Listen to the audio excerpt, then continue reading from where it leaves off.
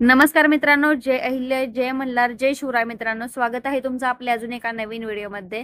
तर मित्रांनो, मराठा आरक्षणाच्या मागणीसाठी मनोज जरांगे पाटील यांनी आझाद मैदानावर आंदोलन सुरू केलं आहे. राज्यभरातून हजारो आंदोलक मुंबईत आले आहेत. या आंदोलनाला राजकीय नेत्यांनी पाठिंबा दिला आहे. काल राष्ट्रवादी काँग्रेस शरदचंद्र पवार गटाच्या खासदार सुप्रिया सुळे यांनी मनोज जरांगे पाटील यांची भेट घेतली. यावेळी आंदोलकांनी गोंधळ केला. शरद पवार यांच्या विरोधात सुळे यांच्या समोरच घोषणाबाजी सुरू केली. त्यामुळे काही काळ गोंधळ सुरू झाला. तसेच यावरून राजकीय वर्तुळात आरोप प्रत्यारोप सुरू आहेत. तर दुसरीकडे आरक्षणावरून खासदार शरद पवार यांच्यावरही टीका सुरू आहेत. यावरून आज सुप्रिया सुळे यांनी प्रत्युत्तर दिले आहे. खासदार सुप्रिया सुळे यांनी आज भाजपावर जोरदार निशाणा साधला. मी काल आंदोलनाला भेट दिली, ती माझी नैतिक जबाबदारी आहे.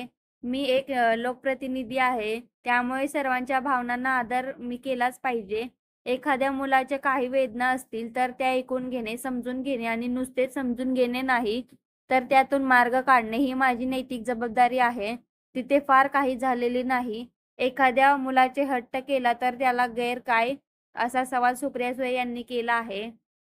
काल मी आझाद मैदानावर गेले तेव्हा जरांगे पाटील यांना खूप थकवा आलेला होता, त्यामुळे ते आराम करत होते. आमची थोडक्यात चर्चा झाली. मी फक्त त्यांच्या तब्येतीची विचारपूस केली. डॉक्टरांशी सविस्तर चर्चा झाली.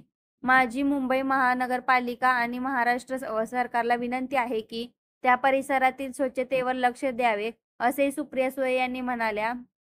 मागील काही दिवसापासून महायुतीतील नेत्यांनी मराठा आरक्षण संदर्भात खासदार शरद पवार यांच्याकडे बोट दाखवले जात आहे.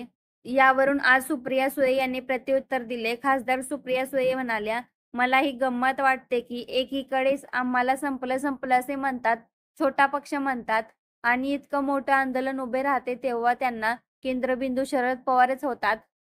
त्यांचे 250 आमदार आहेत, 300 खासदार आहेत, असा पक्ष शरद पवारांकडे वळतो, ही कमालच आहे. तर मित्रांनो, अशाच नवीन अपडेट पाहण्यासाठी आपल्या चॅनलला सबस्क्राईब करा. व्हिडिओ आवडला असेल तर लाईक शेअर करा. धन्यवाद. जय अहिल्या, जय मल्हार, जय शिवराय मित्रांनो.